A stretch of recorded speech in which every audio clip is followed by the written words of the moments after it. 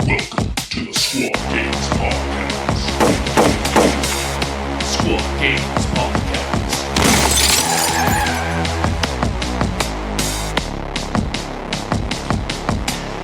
Hello, welcome to another Squad Games Podcast, or if you're joining us here on YouTube, how's it going? Make sure you like and subscribe, and if you're listening to our podcast, make sure you give us a rating on your platform of choice. Over this past holiday season, we were ranked in the top 30 Warhammer podcasts, according to, I think it's millionpodcasts.com. So that's pretty cool. Showed up a lot in the algorithm, which is great. Yeah. I'll take it. I enjoy that. It's fun making this. Yeah. So, G, how was your holiday season? Oh, it was pretty good. I spent it locally, which is usually what I try to do. I'm not against travel. It's just traveling during the holidays is just more, difficult. So I enjoyed just getting to kind of stay around the city, and I painted most of Christmas Day, which was great. Just like once we were done with all that, just going to paint models, which I always enjoy painting models. And New Year's wasn't too bad. Visited some friends, and then we were back here in home. How about you? How was your holiday season? My holiday season was great. My wife was sick for most of it, so didn't get to do much else, Did paint 2 teams with my Highlander Hobbies brushes, which you can get from squadgames.net in case you guys want to support us. And another way you guys can support us is if you're listening to us on your podcast, on a podcast, make sure you give us a rating or give us a like and subscribe here on YouTube. We would appreciate it. Yeah, it would be awesome. Today we have a really interesting podcast to talk about. We are going to be guessing what's coming up in this next Kill Team season. And we're also going to be talking about what is the future of Kill Team for Squad Games here on the channel. We have a lot of events coming up, and I would like to give those a couple shout outs, Our next event is, I think, this weekend. January 10th, we're doing a narrative event in Santa Clarita, California. It's going to be a ton of fun. We're doing 3 of those this year, and we're doing quite a few competitive events as well. I will be the TO at Palm Springs, so make sure you guys grab your tickets to Palm Springs. I believe Palm Springs is the weekend after this one, which is the 16th through the 18th. The Palm Springs is actually really interesting because it's 11 rounds. It's very exciting to see Games Workshop moving to a much longer tournament format, and I'm very excited to participate and see how awesome that's going to be. G, are you planning to go to Palm Springs? It's in a maybe. We'll see if it happens. If not, I'll be out here. Otherwise, like we mentioned, the tournament on January 10th at Green Tower Games in Santa Clarita is still available. If you're in the SoCal area and want to start playing some Kill Team now, you definitely can. And of course, on our website at squadgames.net, on the events tab, you can see all the events happening throughout the year, so you can plan accordingly. Plan with your friends. Have fun with it. Absolutely. We have a couple more events. I think all of our events are up for purchase outside of Midsummer Mayhem. We're still nailing down that venue, which is in August. But the All Valley Team Tournament, which is one of our bigger tournaments outside of the Las Vegas Open, is up for purchase. If any of you guys are interested in that, that is, I think, it's June. I think it's June 27th and 28th. So that's going to be quite the tournament, quite big. I think we're also doing Bay Area Open this year, which is at the end of May. We have our last narrative event is also in May, and we're doing Du Bois Bash again, where me and Giacomo are going to cosplay as orcs and dress up and run around and have a grand old time at a basically for fun event in March. So that's going to be a ton of fun. And our last 2 events this year are going to be in August for the Midsummer Mayhem, which is our birthday event. We'll be celebrating our 5th birthday, so come and see us then. or at the Las Vegas Open. It starts on October 1st, which is my wedding anniversary. So I'm doing that then, we're going to be doing a doubles event and a pods on Thursday. And then it's going to be a Friday, Saturday, Sunday event. It's going to be quite awesome. So make sure you guys come out and see us, come out and join the community. It's going to be a ton of fun. We're going to talk about it all year. So don't get sick of us just quite yet. Yeah. Speaking of squad games and the future of this channel, G, I had some exciting things that our New Year's resolutions that we are going to be attempting to do for the channel for anyone who is looking to get more of me and Giacomo. We plan on doing a lot more battle reports, getting some of Worlds events up. So hopefully we're going to get at least one battle report up per week, including getting up tournament battle reports from our past events that we have been doing, some podcast videos, some hobby videos, and also we're going to be starting our adding more battle reports, even more battle reports to our Patreon and to our YouTube channel and to our YouTube membership area. So we plan on starting to record those right after Palm Springs. So right at the end or towards the end of January, we're going to have a lot of guests come on the channel. We're going to be playing different things. Got a whole bunch of different ideas that we can try.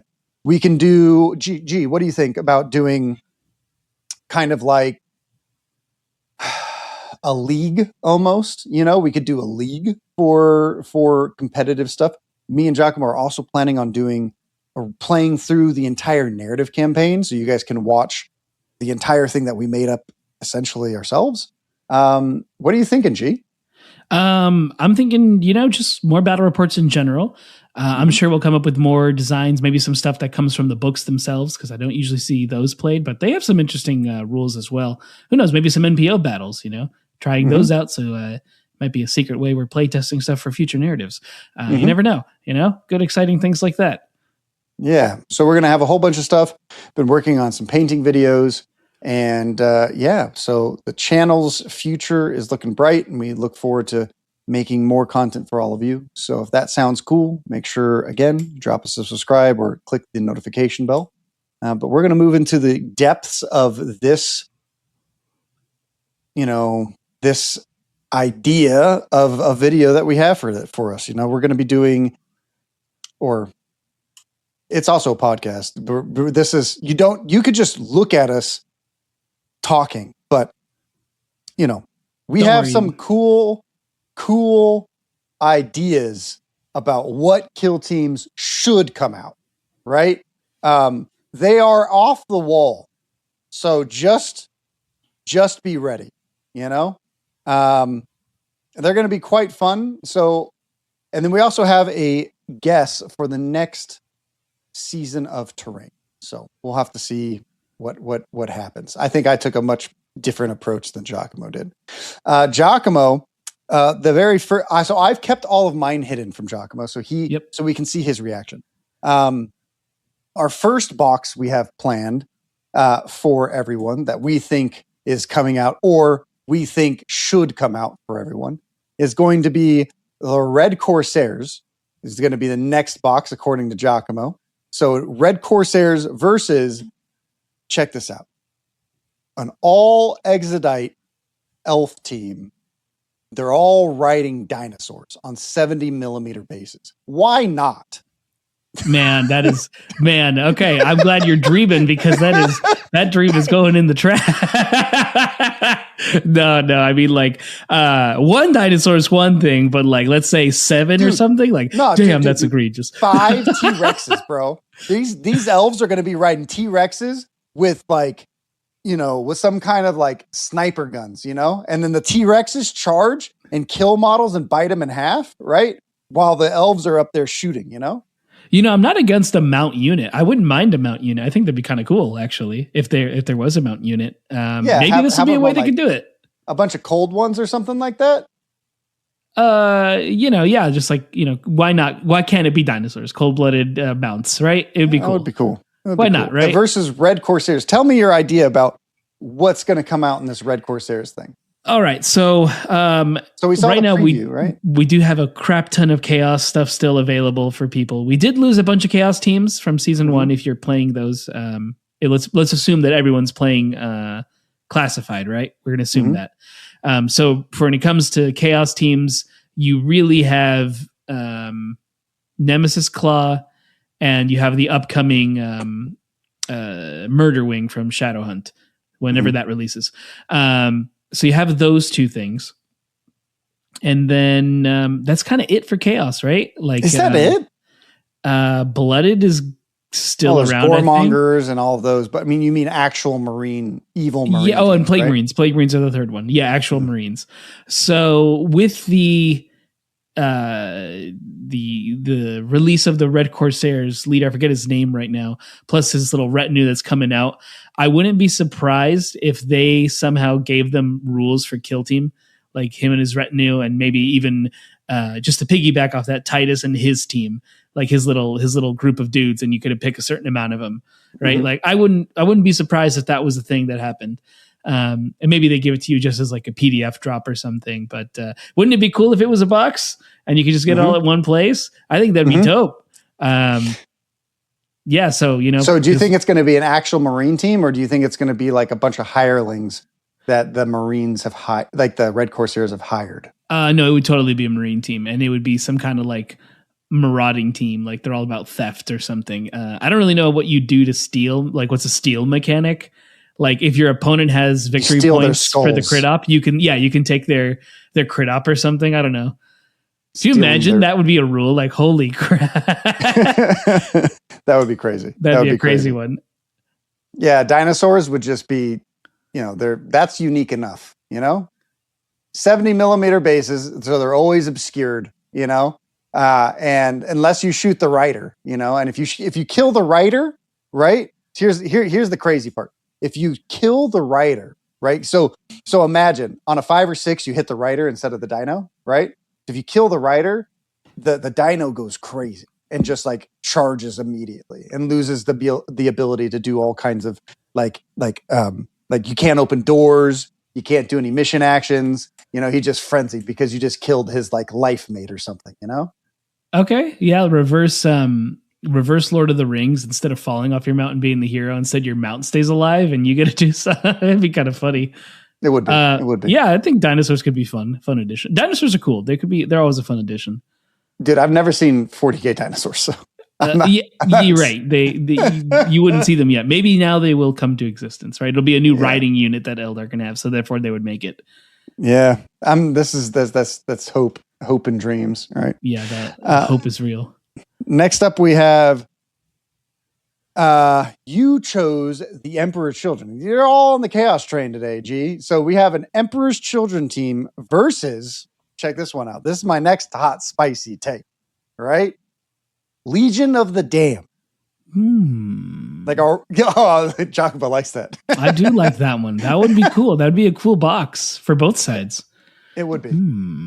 Yeah. So Legion of the Damned, I'm going to guess. It's too good to be true, though. Games Workshop would never do it. They would never do that.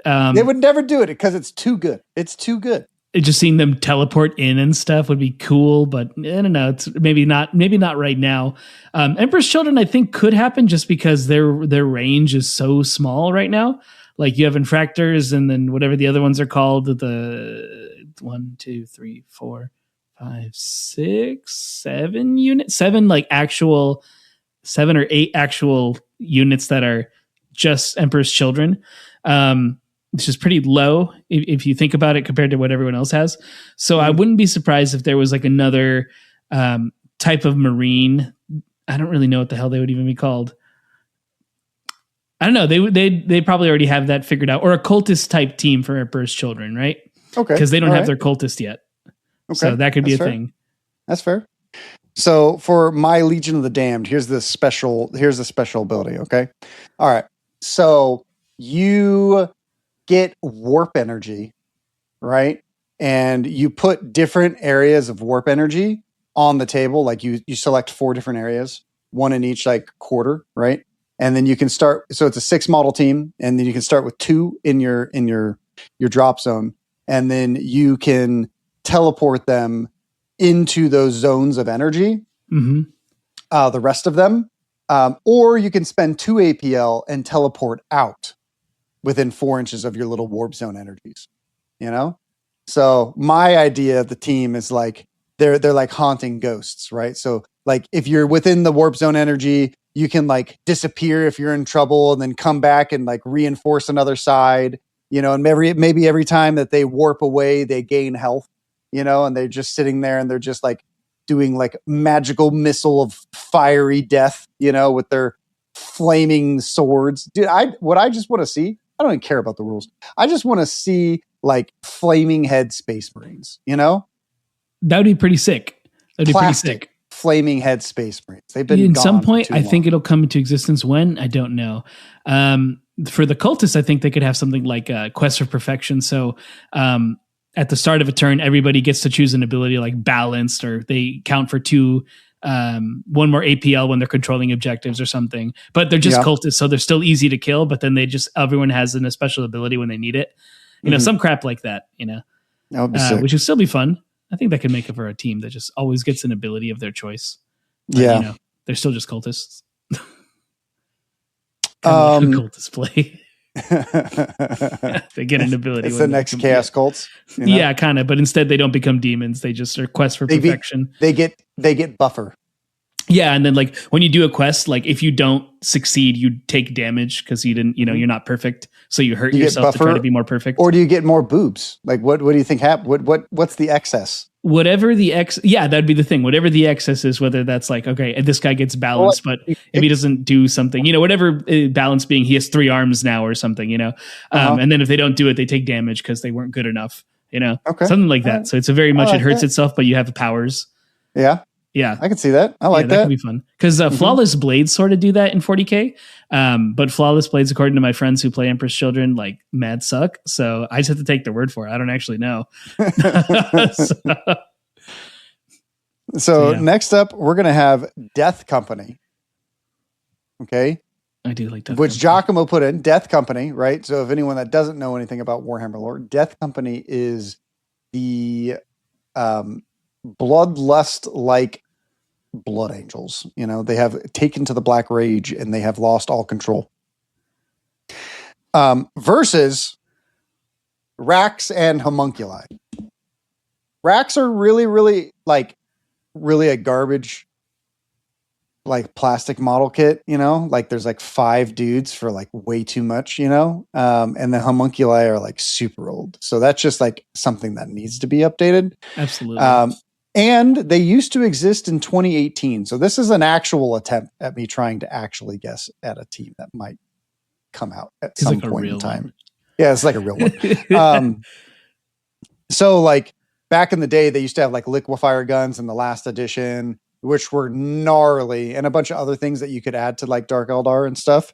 So I was almost going to put Incubi, but they're too new. You know, I just want to have an Incubi team, you know, but I think Rax and Homunculi, they would have power from pain, just like they always do. And that would, you know, every round that they kill things, they'd probably get more stacks of power, or more damage they take, the stronger and harder they are to kill, or something like that. Mm-hmm. So they'd probably function similar to that. That's how I'd look at probably the way that they've done before, have like feel no pains and yada, yada, yada. What do you think? Death Company, G. So for this one, you'd be led by a chaplain. So it's very much inspired by Lamarty's. So you'd have a chaplain who's leading them into battle, right? So there's your HQ. That's your hero who plays. And then you have blood angels who are on the brink. They're about to get into the rage, right? They're going to die. So you're sending them into this last battle to go do a mission, and they die. So you'd get the ability to release your rage. And then when you do, maybe you lose, you count as 1 less for controlling objectives because you really don't care anymore. You're just trying to kill now. But maybe you get 1 more attack, or your critical damage does 1 more, something like that when you release the rage on a guy. Or if they were to die, they become raged. And so it's, you're saying frenzied? Essentially, frenzied, for 1 last go, and then it's over. just that goes off and then that's it, right? Mhm. All right. Some kind of fight action, something like that with rage. When you release your rage and then it's over, or maybe you get rage powers, but you don't have to release it. So then you don't. Well, that would be crazy. Imagine like a Space Marine team with Frenzy, with like 6 models. That'd probably be like a one-time ploy you would do, or like you take it as an equipment. You don't think all of them get it? No, they wouldn't all get it. That'd be too good. But you'd get it like one-time ability, like the rage, like you survive through this last thing, and then you get to go before you die. Something like that. And then the chaplain, he has a Rosarius. It's a strong melee weapon, probably something like 4-6 damage with whatever the hell it needs to have, probably brutal, something like that. 5 attacks hitting on 3s. Mm-hmm. And he gets to do his litanies abilities, so he'd have probably 3 options. So he can go like a model within 6 gets to do like you get a litany of hate, or you get a litany of recitation of focus, or whatever the hell they have to call it, and then they do stuff. Okay, I like that. So it's like an alternative mix on Angels of Death, because you probably just have bolters and chainswords the whole time. Mm-hmm. Yeah, you wouldn't really have special weapons. All right. Yeah. So we've gone through 6 guesses so far.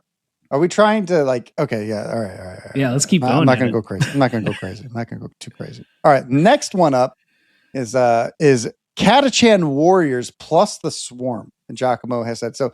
Giacomo, why did you choose Tyranid? I added plus Swarm because I don't think Tyranid Warriors are just going to come to kill me. I think you're right.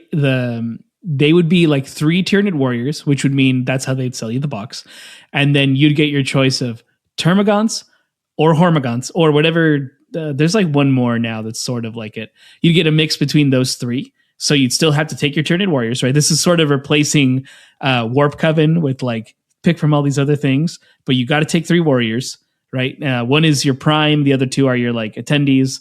And the whole point is you have a synapse range. So your Tyranid Warriors are actually very important to be nearby, so that everyone's like, all right, we create a synapse range. And if someone dies and the little guys are out of synapse range, they kind of do like what NPOs do. They only do 2 things. They move forward, they fight. They move forward, they shoot. That's it. They no longer can do missions because they're out of synapse range, right? And then you as a player have to be like, I have to get closer back into synapse range, right? Maybe as an equipment, you take like a bug or whatever you call it, and it's like it's a token on the field, which is like this increases synapse range from this guy.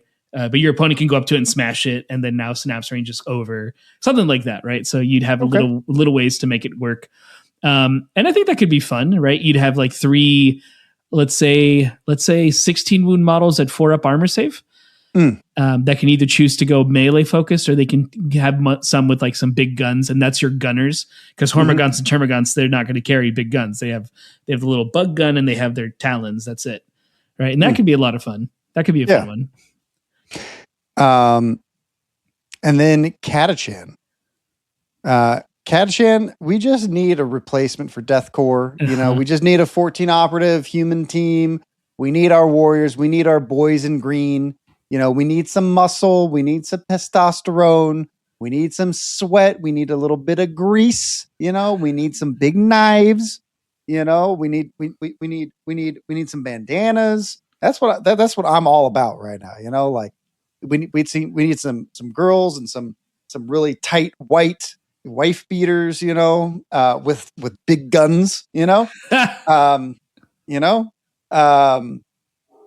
maybe a couple metal legs or metal arms here and there, they've some scars, they've seen the jungle. Just make them like we need a replacement for Blooded. We need a replacement for Deathcore. I think the only thing that's out there right now is really Gene Stealers, right? So the Brood brothers. So that's about it for hordes, and who wants to play dudes with like really big foreheads, There's like 5 people in the world, and then the rest of the players are competitive players, even though they're not the most competitive anymore. They're still really strong, just not the most competitive in my eyes. Yeah. What would your Catachan do? They'd all have hand axes, or give them 3-5 damage. Have them charge in. They could probably like they could do a hide ability, maybe they could charge from conceal. Just make them simple. That's all I'm asking. Like, listen, a 14 human team that can do 3-5 damage on every model, okay? And they can charge from conceal. Give them a Melta, give them some flamers. Don't, maybe 2 flamers and a Melta, make their leader have like a power arm, and just make them simple. Simple, right? And then just give them like 14 dudes and chicks and just charge from conceal. Just give them what commandos used to have, right? We've had that before. We don't need more complicated. I mean, hell, we're already going to get, 12 dinosaur team, like we don't need a more complicated team, we're going to get, so back to the dinosaur team real quick. So you're going to get like 5 dudes, right? Riding those dinosaurs. And then you're going to get like 3 pterodactyls, right? And then there's going to be like 1 elf that's hiding in a bush that can like tell them where to go, we don't need anything more complicated than that, right? Or than Canoptic, right? So just make Catachan easy, make them simple to play, make it so that you don't have a lot of like a brain fatigue at events, so that when you could just play them all day long and you're just like, yeah, this is cool. This is fun. I just run in and die and kill stuff. Like, that's cool. That's what we need, right? Might not be what we deserve, right? But that's what Kill Team needs. I like that. No, I believe if it was Catachan, they might make them have traps, which would then make them complicated. Nope. Nope. Don't give them traps. Don't make them weird. They don't do traps. They just go and they kill stuff. Don't even put that into the atmosphere, Giacomo. I already did. It's there. It's in the aether. Tell us in the comments or on our Discord channel. Should Catachan have traps? I think they should. Or are you a purist like Dakotah and you're like, nah, F that? yeah. Just make them simple. Make them simple. Like simple Jack. Simple Jack. Just like in Tropic Thunder. All right.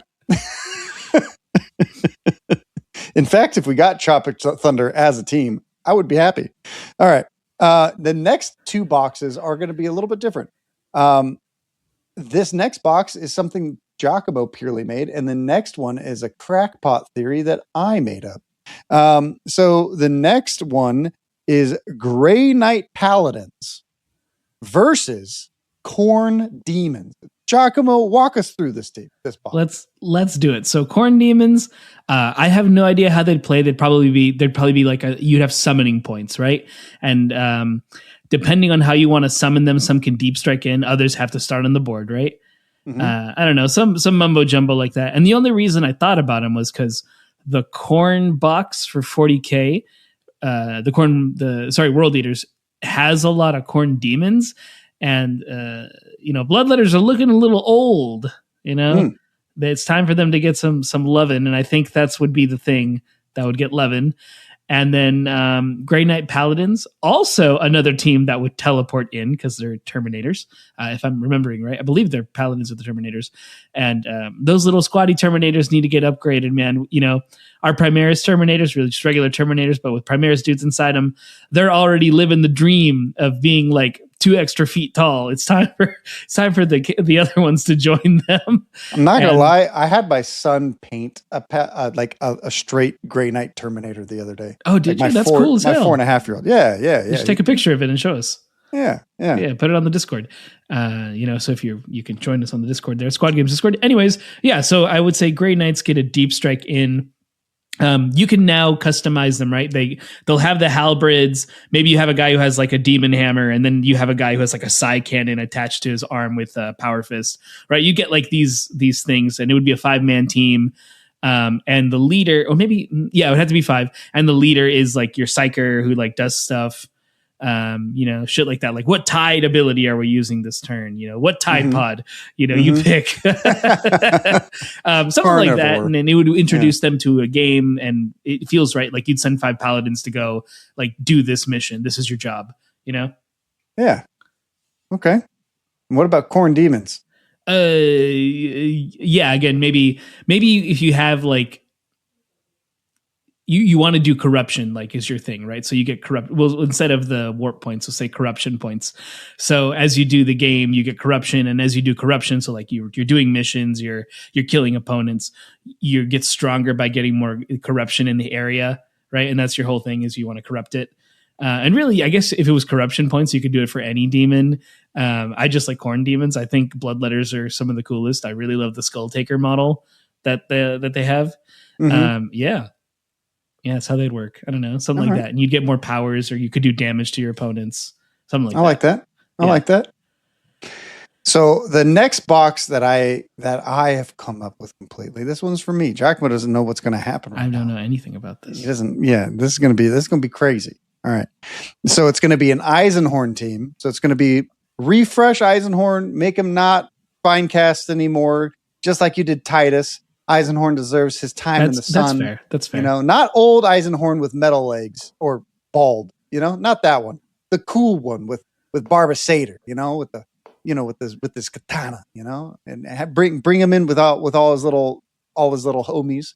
You know, because you could just have like one exaction squad member and one of this and one of that. It's kind of like my dream team. You know, right? You're really going for the heroes, which is cool. Yeah, I want a hero team like that. I just want a hero. I just want a power fantasy. Yeah, it was successful before. Yeah, now this is a crazy one because you would think that he's going to fight Chaos, right? Or you think that maybe even fight Xenos. No, he's going to fight Imperium. And that's what's the crazy twist about this whole box. It's going to be Imperium Assassins, right? Versus the Eisenhorn team. Actually, that would be kind of cool. Bro, that would be lit, right? Like he's a little too on the edge that like we have to kill him. Yeah. Actually, that would be pretty sick. That was a twist I wasn't expecting. That was pretty good. Thanks. All right. So you have like one or two assassins that you get to choose from. Like that's your leader, right? And then you get like some assassinites. I don't know what you're going to call I like assassinites. So you have assassinites, and then you have like two assassins that you're trying to kill Eisenhorn with, right? This is probably a narrative box. Let's be real. And then you have like Eisenhorn. You have, you know, because now like with like you could have like an anti-psyker lady in there for Beckwin. You know, you could have all the named characters, and you could come out with the whole box. You know, I think that would be lit.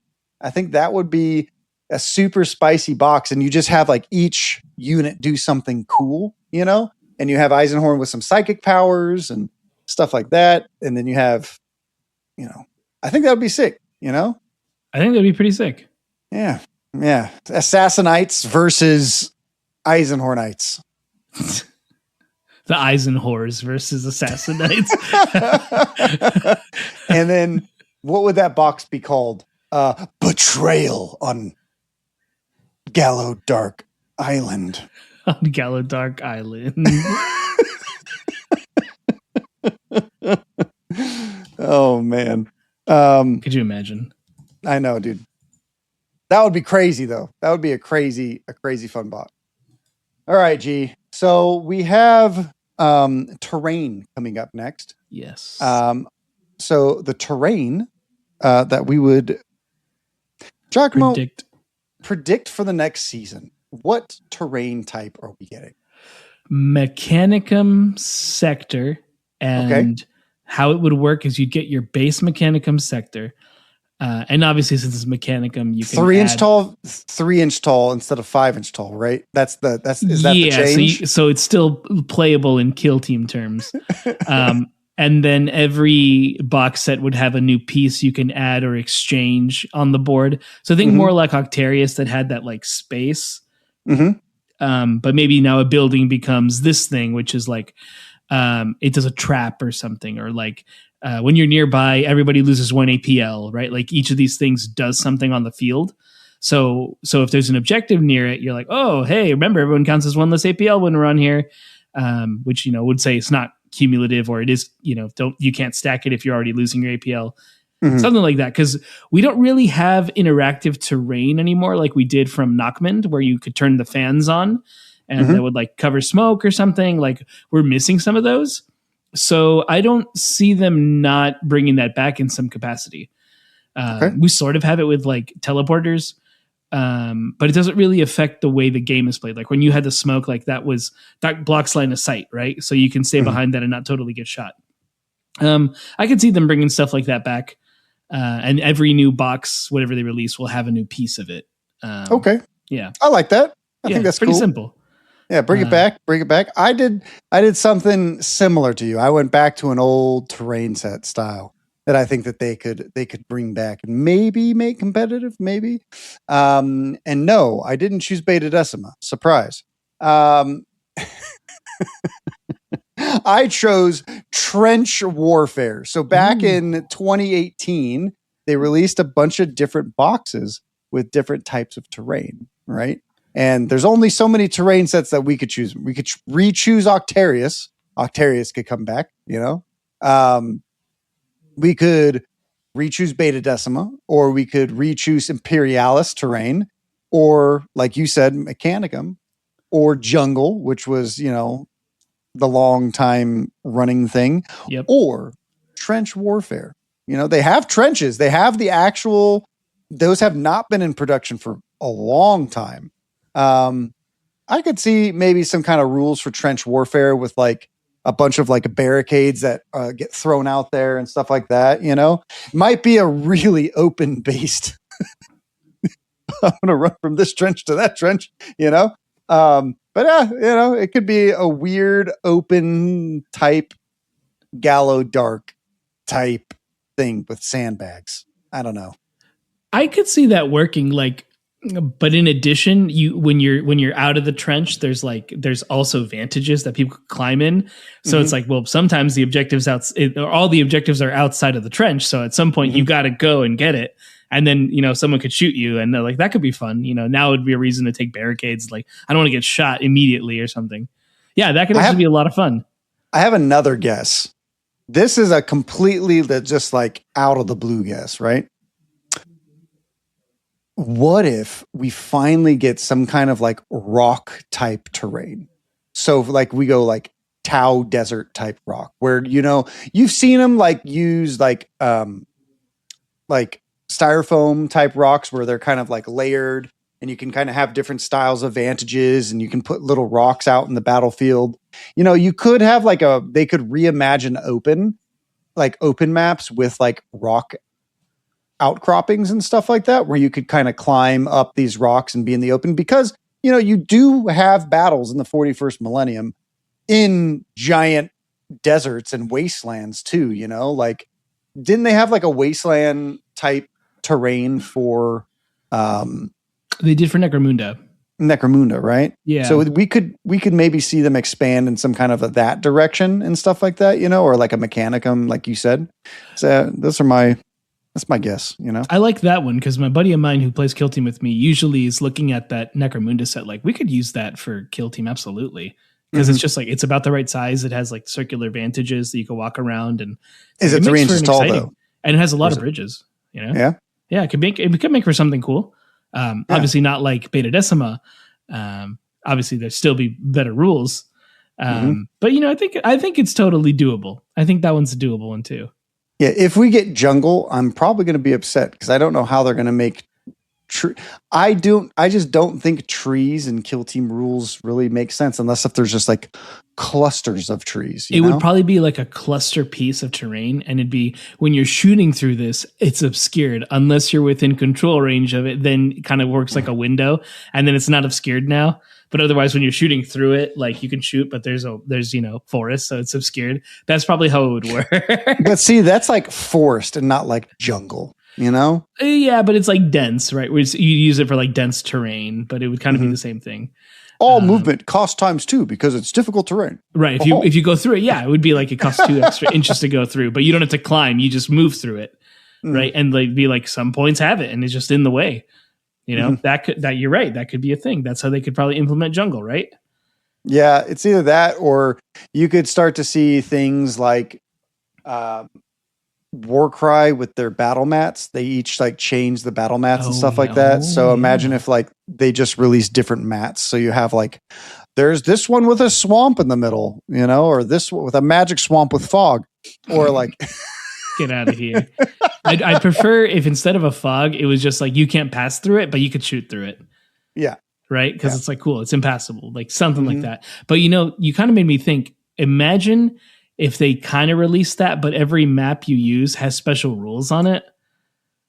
That could be wild. That That'd would be a definitely great more narrative play. thing. Yeah, But that would be definitely a more great narrative narrative thing, you know? Yeah, it could be cool. Like this map always has lethal fours for these weapons or something. I don't know. Something Or like that could be fun. Imagine this. You ready for this one? This Mhm. this is one that I've always hoped and dreamed for, right? We all have so much Gallowdark. This wouldn't happen for like 10 years, by the way, when everyone gets rid of their Gallowdark terrain. But they would bring back Gallowdark terrain. And you know how they have the little things that how you like lock in your Gallowdark with the little caps and stuff, right? Mhm. Instead of that, right, they have like vantages that you just like push on, and they have like broken wall sections, and you can like create like actual modular like Gallowdark like open style terrain with like a crashed Gallowdark ship. I think that'd be Sick. pretty cool. That'd be pretty cool. And it's something. I mean, I base some of my terrain off of just that general idea because I think it's such a cool idea. It is. Now, would they ever do it? We'll see. Yeah, I don't think so. I don't think it's gonna happen. But it would be. It's an idea that's fun to dream about. You're not wrong. I mean, we've gotten orc terrain and we've gotten Necron terrain. So what's next? What's the next Xenos terrain we're going to get labeled with? Elf terrain, Tau terrain. You could, and realistically, the way that they're terrain? able to just sort of make it, they could just make those. And we already saw Tyranid terrain. They just really didn't flesh it out, right? You're and not that wrong. was for narrative play. But like, what stops them from creating those like big, whatever they're big towers? But instead, some of them have platforms, so it's kind of like it's a vantage that you can climb on. It's just a really big tower. Why not, right? Like, it's not out of the realm of possibility. We got a crane in an old box set, so why not, right? Yeah, but the crane was like, it was almost like it was kind of like out of scale small, like. It was human size, not marine size. Like the thing is like, if they're going to do a crane, like give me a kit the size of an Imperial type, like an actual like Imperial giant mech robot, I want to see. Oh, dude, I just got one. All right, this is way off. This is way off, right, G? All right, so I've always really enjoyed Pacific Rim. Mm-hmm. It's great fun. I've always enjoyed it. Film.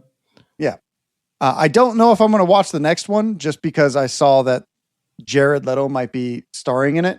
And I'm not a Jared Leto guy, know? I'm not. It's just not. It's not your style. I get it.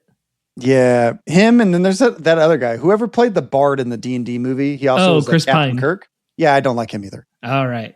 I hope they're both in the movie. Bro, if they're both in a movie, you can guarantee Dakota's never going to see it. Like straight never going to see it. What if it has what if it has like two other of your favorite actors in it? What, Steven Seagal and Mel Gibson? Let's say they're both in it. Yeah.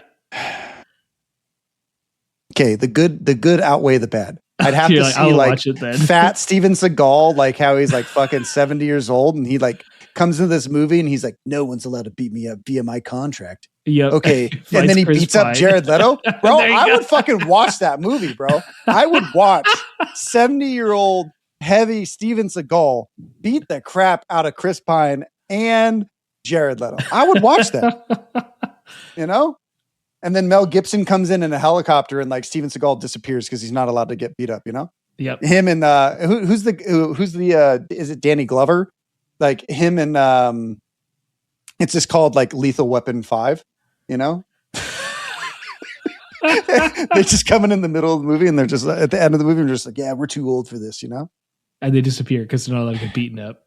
Yeah, I think if you starred Jared Leto and Chris Pine as the villains in Lethal Weapon 5, I would watch it because I'd be ready. I'd be waiting for the action, Like, I'd be waiting for Danny Glover to be like, I'm I'm too old for this shit, There you go. I think it's Danny. It's Danny Glover, right? Like I don't want to be Danny. I mean, I don't know. I can't remember. We got the internet. Yep, I was right. Let's there you go. He already knew. He was ready for it. Just like he knows about this terrain set that might be real or not. All right. So check this one out. Here's another terrain set. I'm cooking. I'm cooking in the basement right now. Okay, G? Are you letting me cook? I'm letting you cook. All right. Here's the next one. So Pacific Rim, right?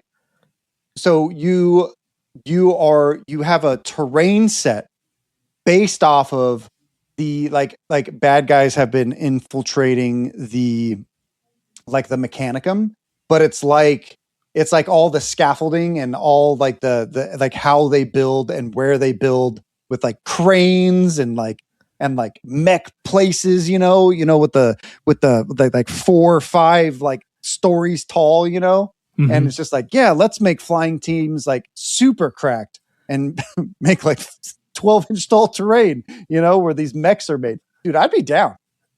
Yeah, like the scaffolding on that. Yeah, that could actually be cool. Like you see, and then they'd have like super mega punishing, where if you're on the top level, you auto hit with 4 dice. Jeez, you just get to hit them and they die. That'd be such a crazy thing. That'd be such a crazy thing. I'm glad punishing as that rule went away, and then that was God. What a rule set. Yes.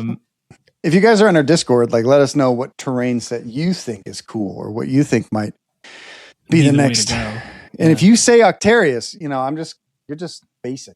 Octarius 2, we're adding more advantages. Octarius 2, we've added more orc things. They could. I think. What if they bring back Scramble, bro? Yeah. Do you think they ever would bring back Scramble? I don't think it was that useful of a rule. I never hated it, but at the same time, I'm like, what's the point of this? It's okay, I guess. It's just a way to make you slower. Instead of Scramble, just be like, if you do a reposition through this, you subtract 2 inches. Like, That's make fair. it even easier. Don't make it like, I have to scramble, then scramble charge. I can dash and scramble charge. Like, what? Just subtract 2 inches when they're moving through this. Mm-hmm. But they can't end on top of it, right? Like something, the tires would be in the way, right? You'd have to get over tires, which is like, that would make sense to me. Just if you can simplify it, Mm-hmm. Yeah. I think like a broken Galadark spaceship would be cool, but I don't think they do 2 condensed environment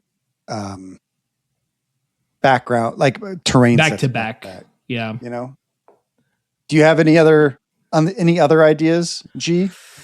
Not that don't involve narrative.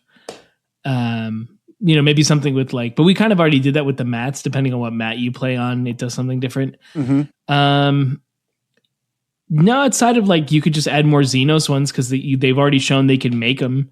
Yeah, it's true. They just have to design how they want. And really, they could put like Tau stuff on a thing and make the building fully square so you can't go inside it, but there's vantages, so now you can use it. I don't know, something.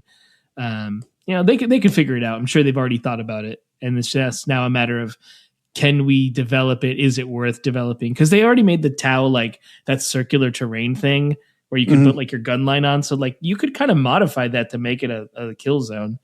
Yeah. You know a box set that would go hard that they would never make? Which one?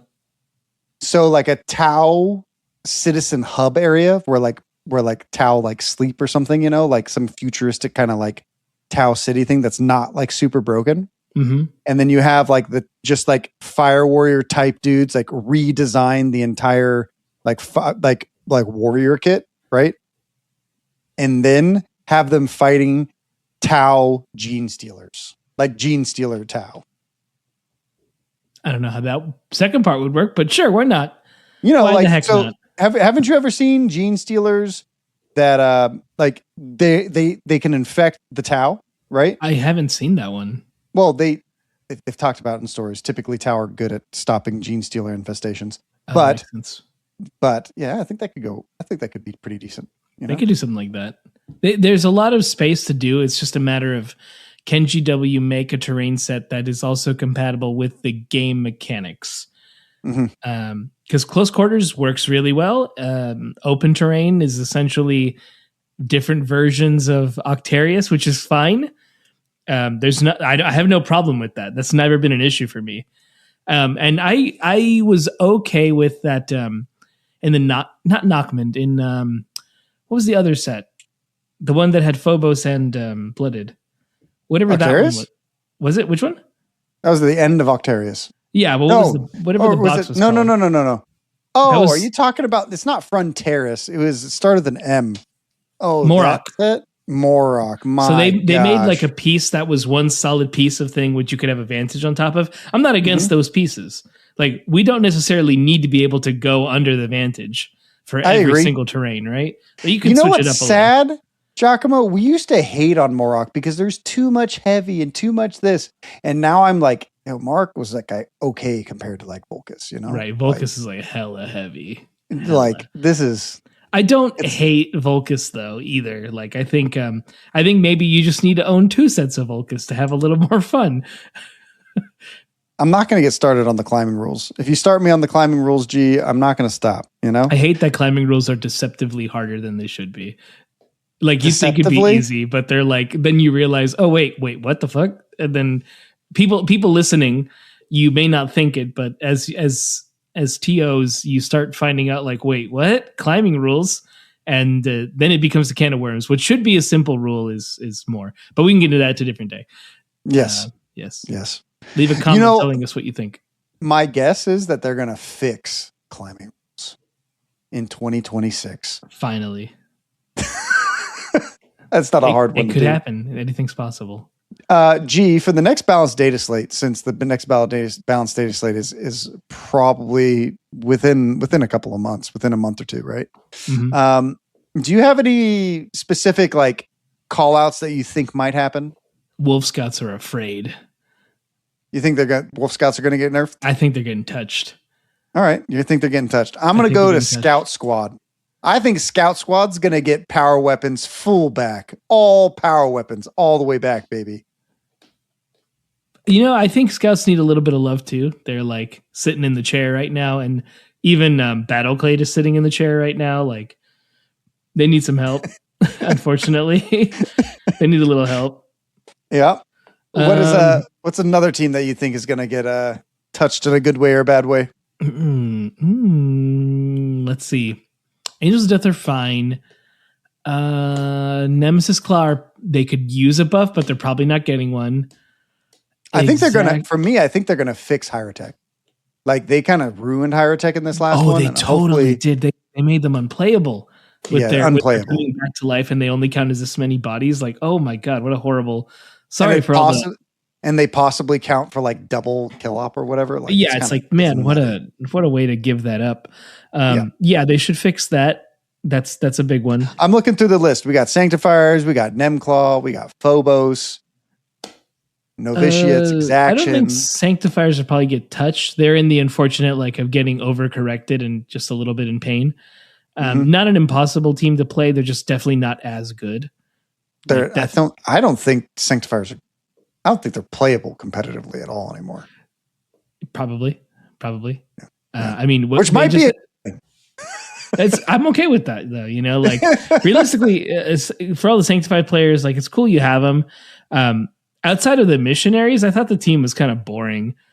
Like, it should have just been a team full of missionaries with guns and stuff. Like, that feels right. That's the kill team you'd send out. But like, there's so many other dudes, and it's just like, this feels weird. Yeah, I don't know. It's not a bad thing, but I didn't like it. I think if they're going to go weird, they could do better. They could do a lot better if they're going to go weird. Yeah. Like, I thought the assassin was cool. I thought that shit was dope. I don't know. Yeah, but the assassin's like not actually that good. He's not, which again, I think you have to reel in because it's like, okay, you can't make the assassin amazing to the point where it breaks it. See, in the Imperium Assassinites versus Eisenhorn, you just get like 8 of those assassins and you get like 2 normal assassins. Right. Know? 2 ones that are like, that are fully trained and the rest are just like not nearly as trained. This is their mission to go do it. Maybe not 8. Maybe you'd get 6 and then you'd get like 2 assassins, you know? Right. 2 real assassins you take of your choice or something. Yeah, that could be cool. As far as touches, though, so there's also Rekka, Hearthkin Salvagers, Wormblade, Void Dancers, Imperial Navy Breachers, Mandrakes. Mandrakes are going to get touched because of Worlds. I mean, I know they won Worlds, bro. I know they won, but that was I think that team only it's just like it's a good team, and it just happens to also be the team that can beat Canoptic. But Felgor could absolutely crush them. Absolutely. It was a perfect time of rock, paper, scissors. Unfortunately, one of them, let's call him Rock, Canoptic, also was carrying a gun. So it was pretty much beating any challenge and just happened to lose. You know, like the percent isn't 0, right? Even if you have a gun, it's not 0% chance of losing. But they just, you know, the Mandrakes did it. I don't think they're going to get touched. There's like maybe clarifications would happen for them. And then most of the season, I think Mandrakes are going to get nuked personally. Dang, that's wild. I hope it doesn't happen, just because that would be such an overcorrection. Which Wolf Scouts? Do you think Wolf Scouts are going to get corrected so early on in their like? I mean, we've seen the win rates. You know, I've seen the despair in people's eyes when they play against them and just go, oh shit, and they have to deal with it. Like they're so beaten up. And they haven't even started round 1. Like they just have to deal with this. And it just sucks to watch that happen. That's fair. Yeah, just because of that, I think they might have to get touched. Okay. We got Jaegers, we got Battleclade. I think Battleclade they need some help. They're not awful. They're just brain load heavy. I mean, they're not good either. Got Hunterclade. Who cares about Hunterclade? Yeah, those old teams I don't expect them to really touch outside of clarification. Inquisitorial Agents. That should just get thrown away. I'm still an advocate for throw the team away. There you go. Legionaries, Death Watch. I think they're fine. I think they're fine. They're not overpowered. Chaos Cult did okay at Worlds, but I don't think they're going to get touched. I think they're probably good where they are, you know? Yeah. They're still pretty strong. Scout Squad, all power weapons. I'm going hard for it, you know? Casterkin, I really don't like the pass change. I don't think I would ever want to play against the team, you know? Like, it depends. Have you played them? It depends. Like some opponents that don't have special abilities that can stop my the seize the initiative ability. Like, all right, cool. You turned me off. I don't have that power really. But most of the time, like, yeah, I can get it off. But again, I'm only 8 wounds, so you could shoot them and then they go down. So they're not an impossible team to beat. Marines, I still think beat them up a lot, especially with how good Marine teams have become in the last like little time. Yeah. Let's see here. We have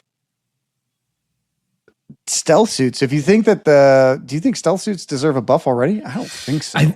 Not really. I think if they're going to do anything, maybe just give the leader 3 up to hit. And that's just, you don't even really need that. I think they're fine where they are. Because if this team did have 3 up to hit, that'd be kind of strong. Maybe fix the DSL thing that guy carries. Like, can it not suck? Can it just be if it's in the zone, you get a kill? If it's not in your deployment zone, but also, if it's not in your deployment zone, like, you know, go put it on the field or something. I don't know, whatever they have to do. There's teams that just get command points at times, like they just get them, and it's not hard to earn it. The 4 up isn't impossible either. It's just. It's one of those, the second you deploy him, you drop the thing and you never try to go for the extra dice. You just go for the basic dice in your zone. Make it easy. Yep. I think Canoptic is they got to eat something. They got to die like Herotech. I hope they don't kill them, but they probably will. Sorry, Necron players, you literally get nothing. you just get to suck. How unfortunate. We have Rattlings. I think that their buff was okay. Yeah, I mean, if Rattlings if they get more of a buff, they could become like really too good. They are already good in good players' hands, but they're not oppressive, so they probably are in a decent spot. Raveners, I like Raveners. I like where they are. I hope they don't nerf them. You know, hope they don't make them unplayable. We have. I'm trying to find non-first edition teams. Felgor Ravagers probably going to get a nerf. there's a lot of them at Worlds that did really well. I think there's like 3 in the top 8. I don't really know of any big events that happen during Christmas, or during December, so I keep referring back to Worlds. Felgor, Tempestus Aquilons, do you think they're going to get anything? Or do you think that they're decent? I think they're in a good spot. Much like Kasserkin, they're in a good spot. For me, I think the top end is too high. That's the main issue. I think we just got to pull some blocks underneath some of these top teams. I hope, Yeah, I think that's really what it is. Because a lot of these teams, like if you played them in equal one team, so like anything in that lower caliber, like you'll do fine. But as soon as you start playing against certain elites, like you die. Yeah. Goremongers and Plague Marines. I forgot about Goremongers, honestly.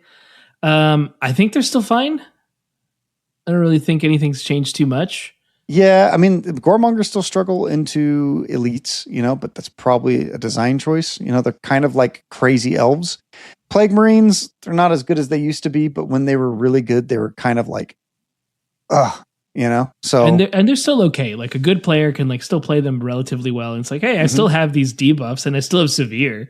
Yeah, like, they would be good if Canoptic didn't exist. Canoptic kind of like ruined their day. It did. Yeah. Canoptic ruined a lot of days, dude. Mm-hmm. I think they're probably going to buff Exaction Squad. Let me look at my stats real quick. I haven't looked at stats in a couple of weeks. Holidays and all. Holidays and all. Yeah, I think... you guys also want to look at our stats, go to squadgames.net. So we have Wolf Scouts, 268 games, a 61% win rate. And then Canoptic right under them. Then Blooded. Interesting, but Blooded only have 37 games. So it's probably just Brandon Bean. Felgor Ravagers. I think Felgor are just winning because Flank is kind of broken for them. So I think that's one of the things they need to do, get fixed. Chaos Cult have a 54% win rate. Mandrakes have a 53% win rate. So they're not in the broken area. But they only and they have 220 games. It looks like those are a very popular team. Let's see, who's really bad? Pathfinders, 0% win rate with 8 games played. Dang, how the mighty have fallen. -1 operative. Moving on to Hunter Clade's really low. Hyrotech Hyrotech has a 31% win rate. That's 31%, 310% better than Pathfinders. Oh man. Hearthkin Salvagers are struggling, so are Scout Squad. What's interesting, G, is all of those teams have below 50 games, so it's really hard to say if those teams are good or not, right? But there is a team at the bottom who has 224 games. 224 games with a 36% win rate. You want to take a guess as to what team that is? Can I get a hint? Is it a season? What season is it from? Season 3 team. Season 3? No, not season 3. It's the new edition. Third edition. Okay. Third edition. Okay. Third edition. Let me do the teams that came out. So we got Vespids, we got Aquilons. They have more games than Mandrakes right now. And then we have Rekka Crew and Ratlings. The seventh most popular team out of the 40-something teams that we have. We had Sanctifiers and what's their name? Goremongers. Then we had Tyranids and Battleclade. Then we got Deathwatch and Canoptic. And then we got Wolf Scouts and XV26s. Mm-hmm. I think it's Ratlings. Ratlings actually have a better win rate with 101 games, 38%. Oh, who was it? It's Tempestus Aquilons. What? Wow. I thought they'd do a little better. They're struggling. They're on the struggle bus. Apparently, they need another buff because that is quite a lot of games. The 7th most played team with a 36% win rate. That's kind of crazy. I wonder if that might be the effect of here was the box set, so a lot of people have access to the team. Well, they got my first time playing Kill Team thing, you know? Yeah, but they also got a buff on the last data slate. So like everyone started playing them some more. They definitely did. And I think that might be the issue, right? Like the starting box teams will probably have more games because more people got introduced to that way. Like, here's the terrain, here's the rule book, and you get everything, right? And that might happen with Aquilons and could also happen with Vespids. I'm sure they have a lot of games too. Now, whether the team is better might be the difference, right? Where is Vespids? Ooh, Vespids. I didn't even look up Vespids. They weren't a crazy. Vespids have 120 games with a 44% win rate. So they're actually healthy now, you know? Deathwatch have 616 games with a 46% win rate. It's the most popular team. And then it's Wrecca Crew right after them. And then I believe it's Raveners and then Wolf Scouts. Canoptic and then Wolf Scouts. God, Wolf Scouts is 61. Jeez. Yeah, they're kind of crazy. They're cooked. So if you're playing Wolf Scouts with your local friends, hey, that's your choice. That's cool. You do you. And your friends must like it. That's fine. Wow. I have friends who don't like it. And that's fair. Do you want to know how many tournament? Okay, there's out of all of the teams, right? So we have 1, 2, 3, 4, 5, 6, 7, 8, 9, 10, 11, 12, 13, 14 teams out of all 40 something teams have tournament wins. Only 14. Huh. We have Wolf Scouts in first place with 7 tournament wins. Then Canoptic with 6, then Mandrakes with 3, Deathwatch with 3, Brood Brothers with 2, and then we have a bunch of teams with 1. So we have Felgor 1, Chaos Cult 1, Raveners, Farstalker Kin Band, Vespid Stingwings, Blades of Cain, Void Dancer Troop, Legionaries, and Tempestus Aquilons. So apparently Tempestus Aquilons might have sauce if you're a decent player, because somehow somebody won with them, you know, an event. Don't know what event. Deep striking in, man. It's still a powerful play. Yeah. Sorry about going on stats, everyone. I know that this can be a little boring. But yeah, I mean, interesting things are ahead for us for not only squad games, but for Kill Team. If you guys want to take any guesses, or if you guys have a favorite team that we kind of put up there, you know, I tried to make them all kind of crazy, you know. If I didn't make it crazy, Giacomo made it crazy. But if you guys have a favorite one, put them in our Discord, put them on, in the comments. See what put them in the comments, you know? Yeah. Yeah. Ready to do some shout outs? Yeah. Shout out to UG for always being there and being an amazing person, amazing friend, and happy New Year, brother. You know? Happy New Year to you as well, man. Thank you. Shout out to my friends and family, you know, for the holiday season. And I'm thankful that this exists, and I'm happy for our listeners and our Patreon members and everyone like that. Shout out to our patrons. You know, they help the show going. And my last shout out is don't forget to buy some Highlander Hobbies brush sets. You know, it helps us, and they're a great piece of art to help you with your art. So yes, yeah, available how about you, now on our website. So you can check that out there. You can join the conversation by joining our Discord, of course, or by leaving a comment if you're watching this on YouTube. And, don't forget to give us a rating. That always helps us out so that we're just doing a little better. Like and sub, share it with someone who you want to share something with. You know, maybe they're interested in Kill Team, and this could be a fun way for them to hear and learn some stuff about it. You know, post your pictures of your Kill Team stuff in Discord. We like having being an active community there whenever we can. And just thank you guys for listening, for watching, and, checking out the battle reports. And like we mentioned earlier with Patreon, we're going to have more things for them up there, whether it's more battle reports or extra post-battle report notes, whatever we're going to call them. We haven't figured out a name just yet, something like that. But we're also going to be doing more hot takes. I forgot to do that. That's all right. Yeah. Yeah. Hot takes are coming around. They'll be coming. That's a live call-in show. So if you're in our Discord, you can put a hot take, and if we like your hot take, we'll pull you on and you get to talk about it for a little while. And then we get to discuss it, and we get to see how hot your take really is. Maybe it's lukewarm, maybe it's the coldest take. Everyone's had this. Yeah, exactly. So a live call-in show, pretty cool. Otherwise, that's it. It's all my shout outs. Yep, same here. Until next time, everyone. See ya. What a fucking day. The Squad Games Podcast is a production of Squad Games Entertainment. For more information on Squad Games, please visit our website at squadgames.net or check out our YouTube channel at Squad Games Entertainment.